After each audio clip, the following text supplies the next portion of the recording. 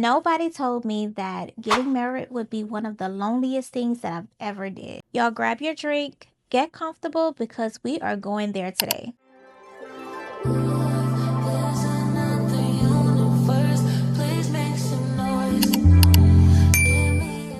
I want to talk about what nobody really warned me about when I chose this marriage. I didn't just gain a husband, y'all. I actually lost some friends. And everybody's always so focused on the love story, long distance, the reunion, that they really skip over what actually happens to your friendship and to your social world. Hi, I'm Ashley, a long distance wife married to my Jamaican husband.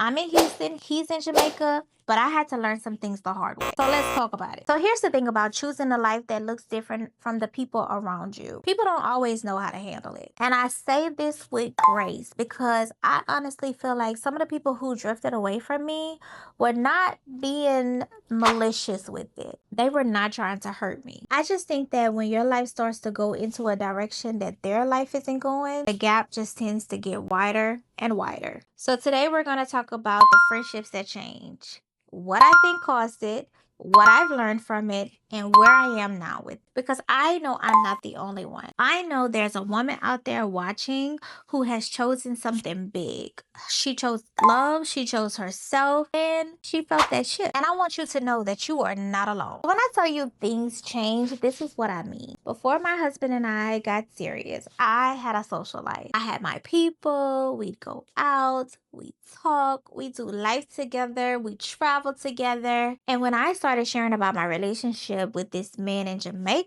I could feel the energy shift. Not from everyone, but from some. At first, it was like subtle.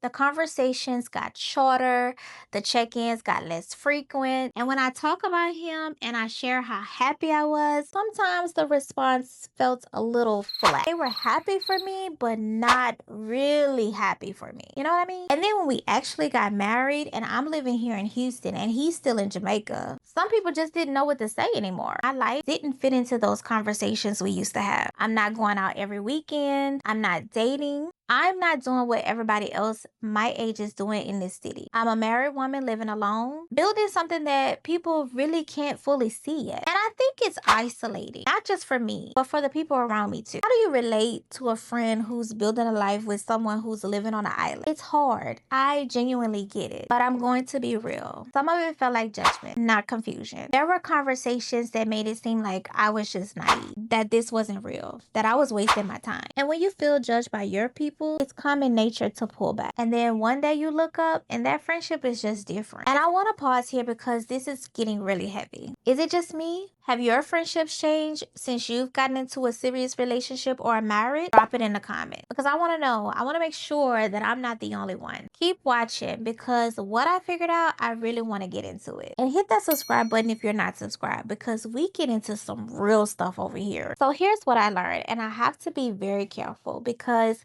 I don't want to villainize the people who have drifted away. I really don't. What I've learned is that every friendship is not built for every season of your life. And that's okay. That is actually okay. Some friendships are there for a chapter. Some are there for the whole book. When a chapter ends, it doesn't erase what happened. It doesn't erase the love that was there, the times that was there.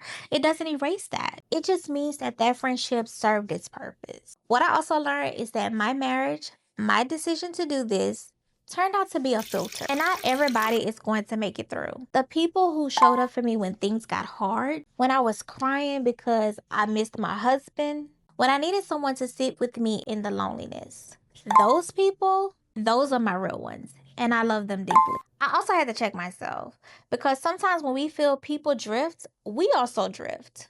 I had to ask myself, was I showing up for my friendships the same way I was showing up before? Was I reaching out? Was I making space? And honestly, sometimes I wasn't because I was so consumed with my own journey. So it goes both ways.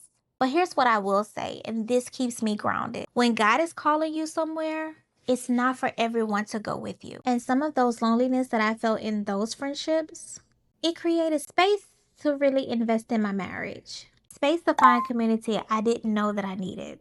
I'm not waiting for somebody to come join me in my life. I'm building a life that's worth joining. Like literally, this channel, my comment section, Y'all have become a part of my community in ways that you just have no idea. And I'm so grateful for that. So if you're in this season, if you've made a big decision, a love decision, a life decision, and you have felt people pull away from you because of it, I want to say this to you directly. I want you to hear me. You are not too much. Your love is not naive. Your decision is not crazy. The people who are meant to be in your next chapter, they will show up for you. Maybe not today, maybe not next month. They will show up for you. Keep being authentic. Keep showing up for those friendships that are reciprocal. And release with grace and not bitterness. The ones who were there for just that season. I tell y'all this all the time. I know who I've chosen. I know who I chose. And I would do it again wholeheartedly. Has your friendships changed because of a big life decision? I think more of us are going through it than we realize. In this community, this right here is a safe space. So before I go, I have to shout out my bestie of the week. This week, bestie of the week is going to Just Quiet Storm. Y'all, she left the most beautiful comment, and I'm going to show it right here. I just want you to know I see you. I appreciate you. Thank you for showing up in my comments.